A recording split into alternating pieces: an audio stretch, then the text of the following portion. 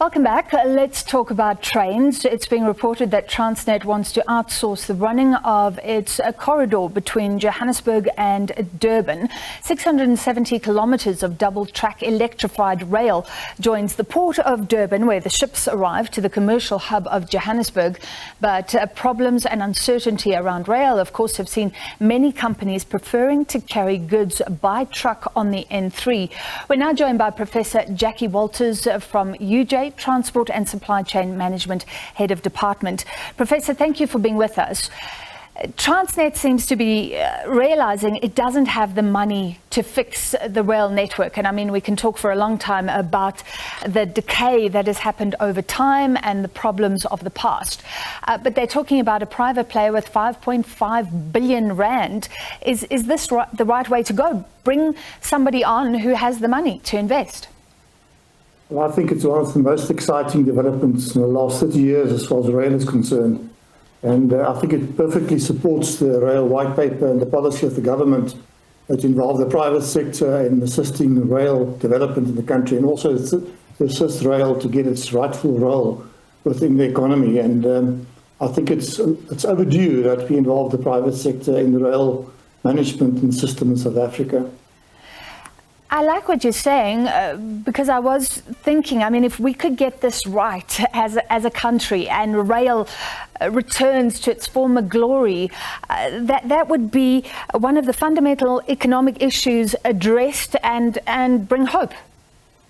Yes, I think, if you look at the road transport industry, it carries about 90% of all cargo in the country at the moment, and that's just not sustainable. And anyone that's travelled on the N3 would know it's really chaos as far as trucks are concerned. So we cannot sustain that type of development. We have to move cargo back to rail. And the best way of looking at this is really to involve the private sector in partnership with Transnet and its infrastructure to operate these services. At the moment, there are about 3 million containers moving through that port, and most of them coming up to the hinterland area, which is the Johannesburg, Greater Pretoria area, and further north of our borders. And Transnet only has about a 13% share of those container moves. And these container movements will increase dramatically in the years to come. There's expansion plans for the port for up to 11.2 million containers. And if we don't get our rail system properly working between these two main points, the Gauteng area and Durban, it'll be on roads, and our roads can't carry that, and it can't carry on building roads. So we have to get these containers onto the roads as much as possible. And the estimate is that if this is successful, they can move between 4.5 and 4.6 million containers going forward by rail. So it's really important that this initiative is really supported and that we get the right bidders for this type of project, international experience, assisting Transnet and the country at large. However, the terms have to be attractive. I think it was the African Rail Association speaking to us last year saying Transnet's privatization plans or plans to rent out part of the tracks were not being thought through because they weren't considering the private players, how much they'd have to invest, and the time period is 20 years, and then sort of handing the rail back to Transnet.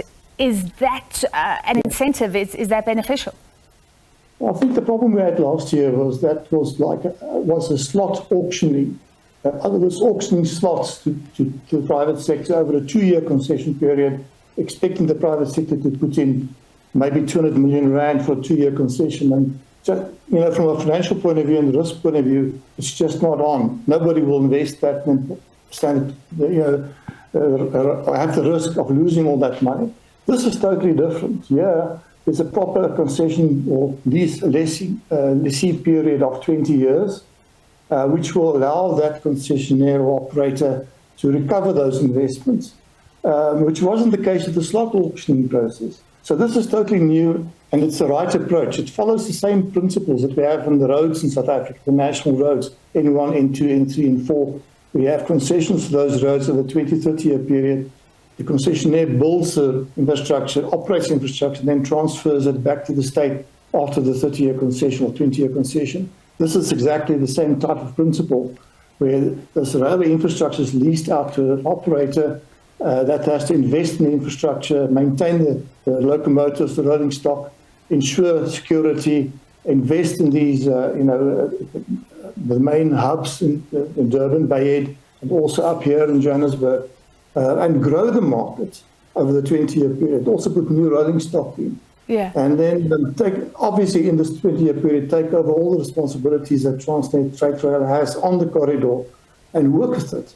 And this is what we need, we need this type of initiative to get going and to move this cargo off the road, or as much as possible off the road onto the rail in the country. So the 20-year concession is really very good, and it will allow the concessionaire to invest in this, not only capital, but also human capital into the system. And I really think this is the first time we really have a proper lease agreement, or concession as people term it, for rail in South Africa. The first time was really thought through properly, taking into account the risks that this concessionaire will have to bear, as well as the risks the government will have to bear at the end of the day. Well, so I like that you're seeing this as positive, but you just mentioned the word risk. What about this? Transnet is saying that this private partner will be taking on security incidents. An average, it's put forward some numbers. I understand privatization to bring in the money, but surely this is the role of the state to support business. The company is going to have to deal with sabotage and security as well. Is that fair? Yes, it will be everything. It will be everything related to this corridor. In other words, the investments, maintenance, the security, the risks around that. So that will be factored into the concessionaire's costing of the system itself, and obviously the concessionaire or the operator that's chosen at the end of the day will have a security and risk plan for this corridor. So yes, it's very important that you do address that specific risk, because at the moment there are many incidents that result in train delays, derailments and things like that, that has to be addressed. So I'm pretty sure you'll find the latest and the newest technology in such a bid of the successful operator. The other risks that you have here is obviously the concessionaire will have to take over 3,700 personnel of Transnet, and that will probably be on the conditions of service at this point in time, all the conditions of service. So that will be costed into this concession as well. So the other risk as well, that you have with these types of concessions, but these big companies, when they do bid for these concessions, are very well aware of the risks, and they will factor those risks into the pricing of the system. All right, thank you for your time, Professor. Let's see who puts their hands up. That was Professor Jackie Walters from UJ Transport and Supply Chain Management, Head of Department.